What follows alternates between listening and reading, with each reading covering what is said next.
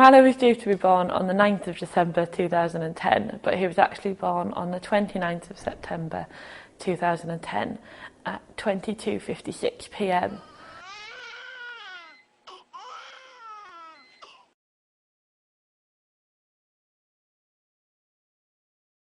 So I don't know what happened. I was just like, let's go. And the doctor said, Tallulah, stop screaming and just push. And I sort of pushed and Mylo popped out in his sack. The waters hadn't burst. Sort of Mylo landed in the doctor and they whipped him away to make sure that he was all right. I was on the other hand completely out of it, and all I saw was sort of I looked up and saw everyone's shocked faces and a tiny blue little baby in the doctor's arms. So I sort of laid back down and at that point I thought he was dead. They came and got me at 6 o'clock in the morning and said that something was wrong, but they weren't sure what and could I go down.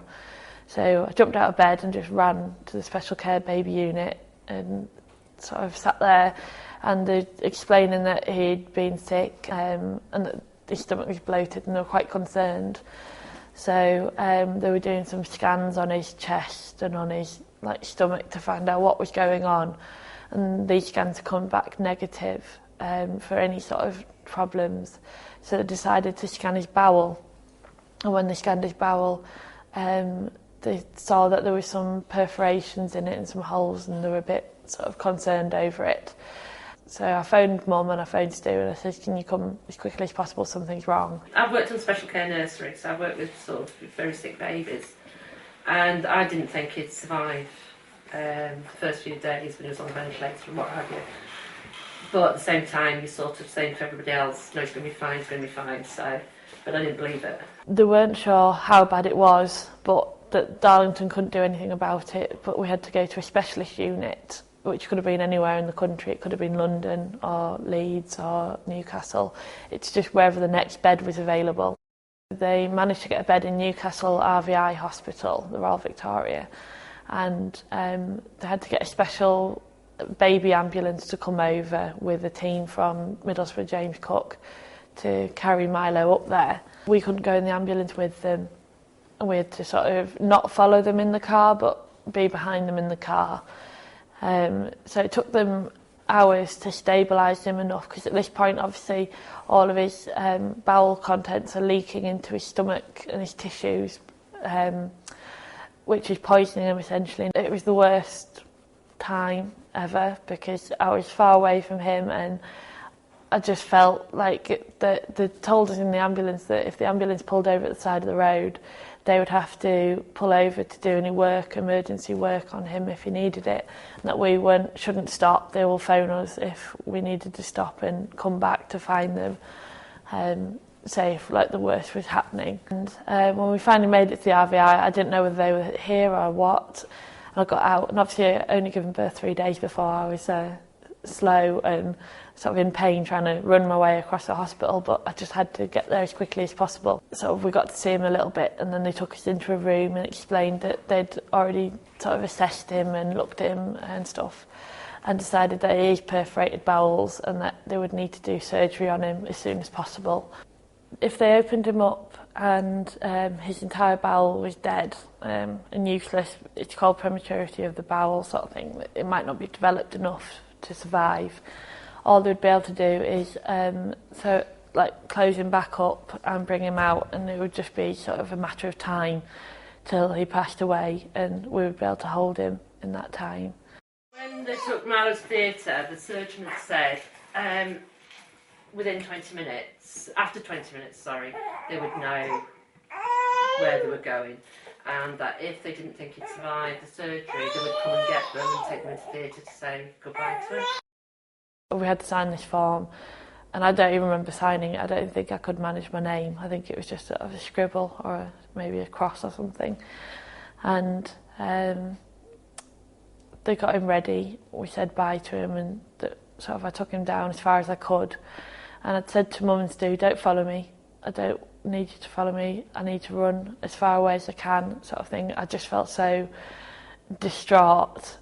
He went through the doors, and I just remember running and a run as far as sort of I could manage. I took her straight outside, and literally we got outside the gates, and I smoked, so I lit a cigarette up, she lit a cigarette up, and then she just started screaming, howling, people walking past, staring, and I'm literally screaming, howling, crying, and pacing up and down, couldn't do anything to sort of comfort her. And then she just suddenly stopped. I looked at my watch and I said, look, Tal, we've got to get back in. It's coming up to 20 minutes, we need to be back in there. And she stopped and she just looked at me and she said, we won't be burying one mum, we'll bury two.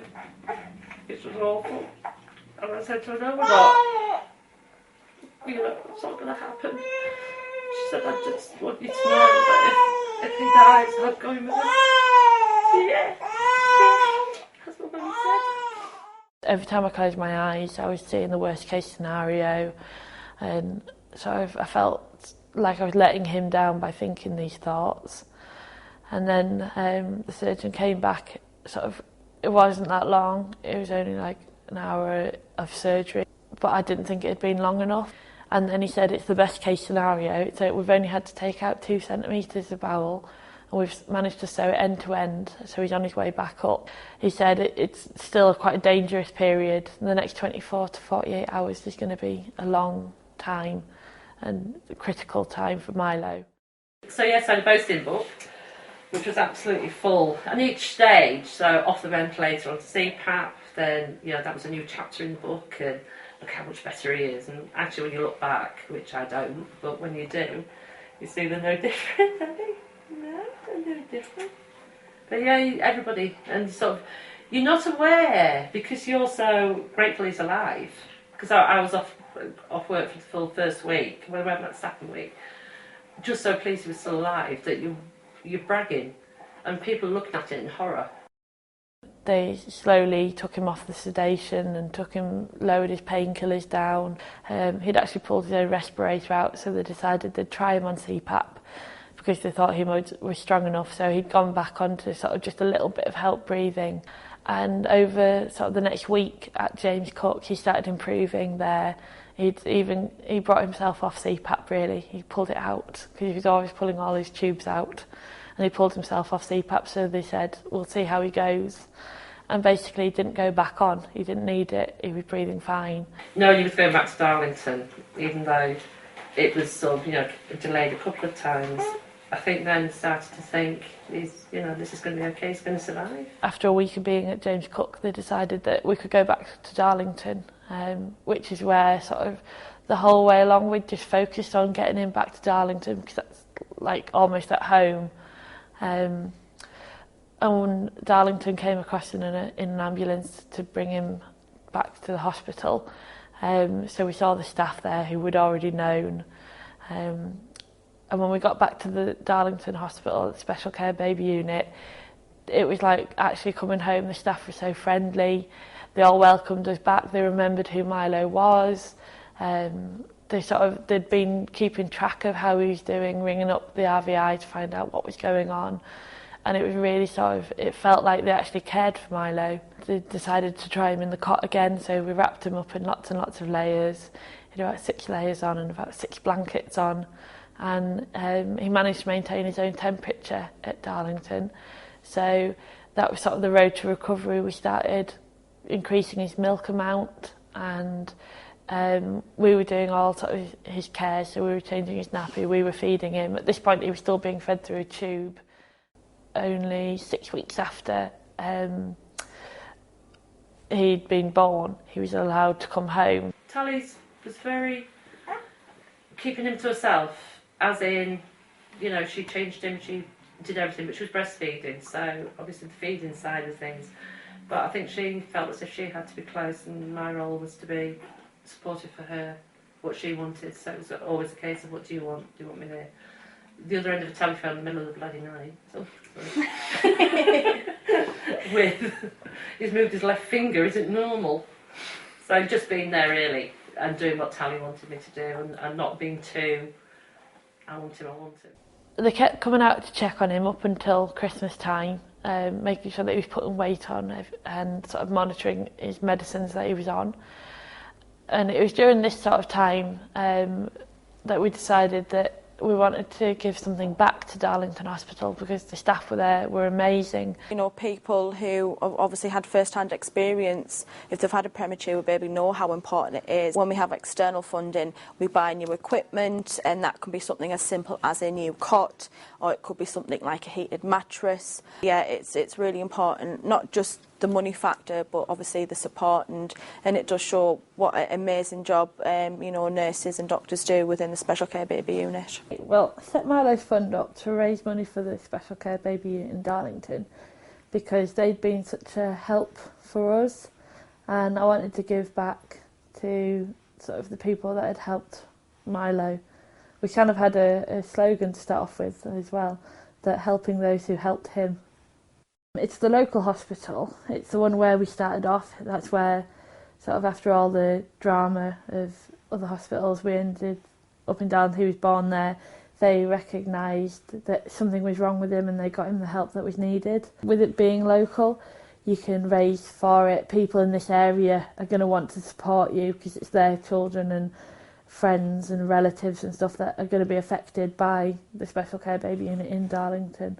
At the moment, we're raising to help decorate the parents' waiting room and the 2 overnight stay rooms that the parents stay in when the babies are ready to come home or really poorly on the ward.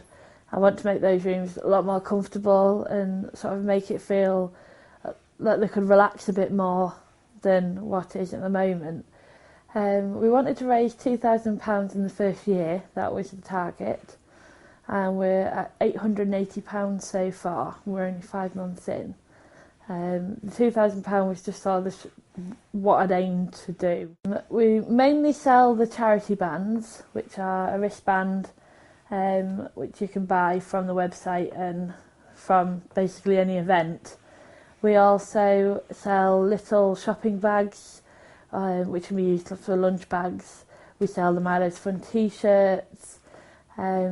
We sell sort of basically key rings and stuff like that as well.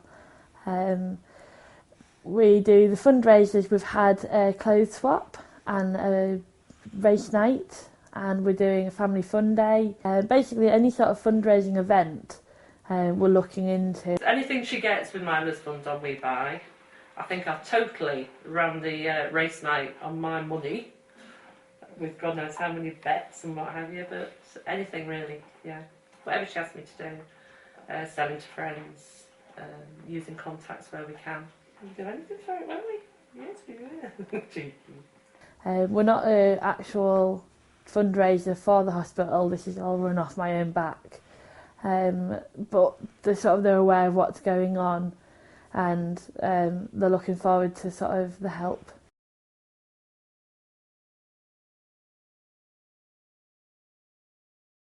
I'd like Mylo to have some brothers and sisters, and for them all to be healthy.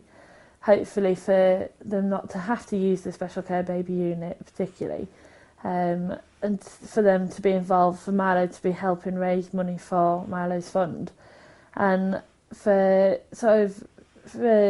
it to be a proper established charity, be getting a regular good amount incoming, even so much so that I could probably give up work and raise money full time and be like a fundraiser all the time with my family involved.